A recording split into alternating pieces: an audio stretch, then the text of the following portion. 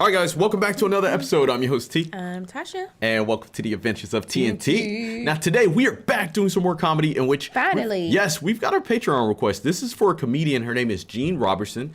I've never heard of her, but it's called, the piece is called Don't Mess with the Teenage Hussies. Oh, Lord. Yes, this was requested by our patron, Mark, so shout out to you, man. We'll go ahead and check her out and let you know what we think. Okay. Let's get it. I'd like to point out that left-brain people are not necessarily uncreative. They can be very creative. Last spring, I had a theater show in Rome, Georgia. Hey. And Beaver and his wife, Dana, and my two grandsons, Gray and Ryder, live nearby. So I said to Dana, come over and help me with the show. And the night before the show, we were having dinner with everybody involved, and they said, well, Jeannie, since Dana's here, why don't you tell us a beaver story? There's some stories mothers just can't never tell, but I have a few I can tell. And I said, you know, I've got one you might not have heard. When Beaver was 16, he was grounded one weekend. Something we'd had happen at the PTA meeting. I thought she was talking about an actual beaver. One weekend. This boy stayed grounded. Somebody met him one time and said, what a personality, what a well-grounded young man. I said, oh, yeah. You could say that he's very well-grounded. We were having people come over to play cards and play bridge and so forth and have dinner. And so Beaver said, I can't believe that. You're having people over here and having fun when I can't go out? You've grounded me. I said, we didn't do anything wrong. He said, but if I'm in the house on a Saturday night, they'll know I'm grounded. I said, honey, everybody in town knows you're grounded. But he got his face straight, and when the company came in, he came downstairs. Hey, y'all, hey, Mr. Personality, blah, blah. In a little while, he said, I think if I can have everybody's attention, it's obvious that I'm here tonight because I have been grounded. I've had something to eat, and I just want to wish everybody a nice night. I think I'll just go upstairs and go to bed. And up he went. We said, wow, he must be tired. Yeah, he snuck A little while later, Yeah. Left Brain had to go upstairs and get something, and he peeked in on him and came back and said, sound asleep. He must have been worn out. He needs this time at home, and he'll probably thank us on Monday for having all this wonderful time at home. And the company came, and we ate, and then they left and everything. We were getting ready to go to bed. And Left Brain said, I think I'll just check on Beaver one more time. And he went in and came back and said, he's worn out. He hadn't moved a muscle in 3 hours. Some of y'all have either had teenage boys or been a teenage boy. I looked right at Left Brain. He looked at me. We went in that bedroom and pulled that cover back, and there were pillows from Beaver's bed, pillows from the guest bedroom, and Beaver is 6'8". There was a trash can upside down. It looked like a 6'8" person sitting right there. And immediately Left Brain said, the cars. And he went out and came back and said, I got the keys. He's on foot. Oh, wow. I said, he's not on foot. There's some teenage hussy waiting around the corner. They call here all the time. Left Brain said, I don't know if there was a teenage hussy, but somebody was waiting on him. His group of buddies were waiting on him. I will guarantee you, sitting right there, some of them, they were waiting on him. This thing was planned and thought out. And I said, what are we going to do? You going to go looking for him? He said, no, I'm not riding around Alamance County looking for this. Heavens, no. We know his friends. We know when his friends have to be in. And about 15 minutes before his friends have to be in, they'll bring Beaver back here. This is where I illustrate how creative a left-brain person can be.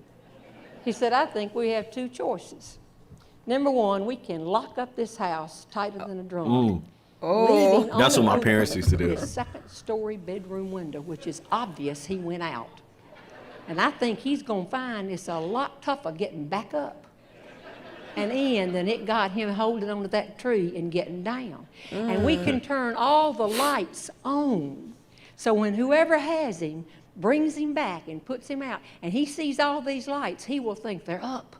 And he'll have to sit in the yard a long time until he figures it out. We're in on it. Or, he said, there's a second option.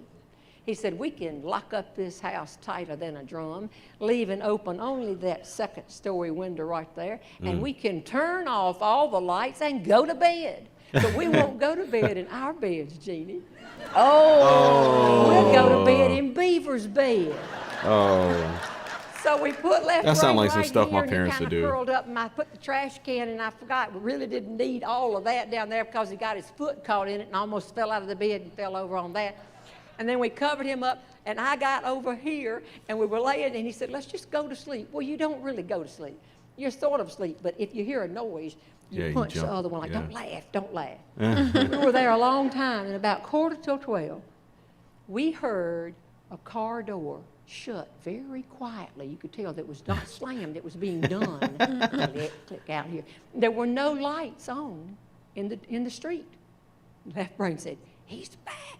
Beaver's back. He says, don't make a sound, just stay here. I said, I'm not going to make a sound.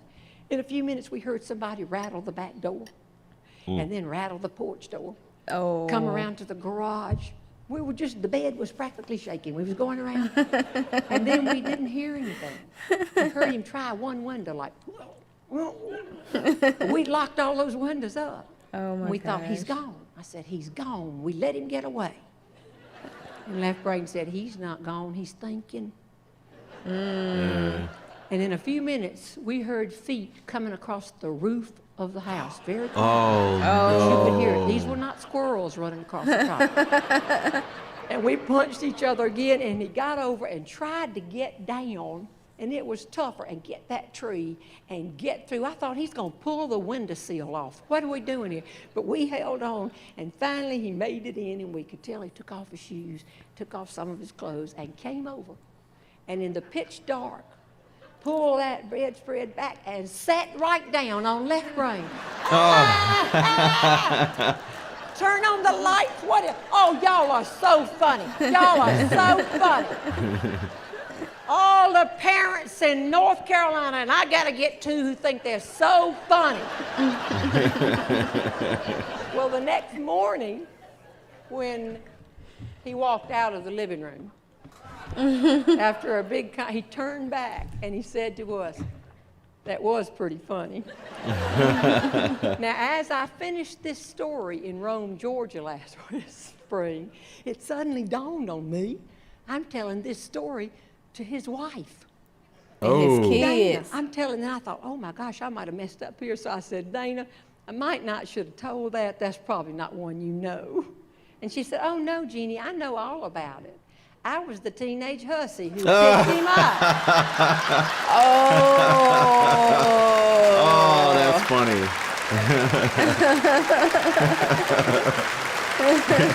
Oh, that was good. Yeah, that was good. She was a good storyteller. So this was funny. I love how she called her husband left brain. Yeah.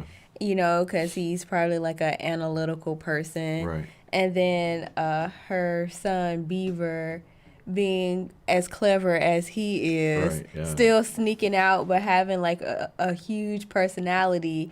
And that's probably why he was grounded all the time, Right. because he was in trouble. yeah. Right. Yeah. And I'm pretty sure he got grounded again after this, but he needed a spanking. Right, yeah, he needed to ask for that. Now, this did remind me of a story that happened to my sister, because she was she would sneak out the house all the time to go party. Gosh. And basically, the same thing happened. She went to go sneak out to hang out with some boys. And when she would girl. sneak back in, we had these side French doors, and she would sneak in through the French doors, or she would leave them unlocked. She would leave Or him no, unlocked? no, that's not what happened. No, she Oh. was sneaking through the basement. Because y'all weren't in Rome, Georgia. no. Y'all was in another part of Georgia. She was sneaking through the basement, and I You lived live- down in the Oh, basement. okay. Yeah, because my room was there. Yeah. And so I was down in the basement, and so she would always tell me, let me in or whatever. Yeah. And so this particular night, my parents found out she snuck out the house, and what they did was they turned out all the lights, and they left the side French doors unlocked. And they locked the basement and all the other doors. And so when she no. went down in the basement and twisted the door, it was exactly the same thing. Oh, She was checking no. all the doors around the house. And then when she finally came upstairs to the French door, because I had ran upstairs and I was like peeking, she had opened up the French door and she had came in. And my parents, they had the TV, the lights off and everything. And they were just sitting on the couch waiting for her. Oh my God. And when she came in through the door, she just screamed. It was like, what are you guys doing here? And so it was like one of those little brother moments, because they were cussing her out and yelling at her. And then I was like, in the corner laughing because she was getting a whooping. So, she got a whooping. Yeah, she got a whooping. Dang, yeah, exactly. girl. My parents didn't play.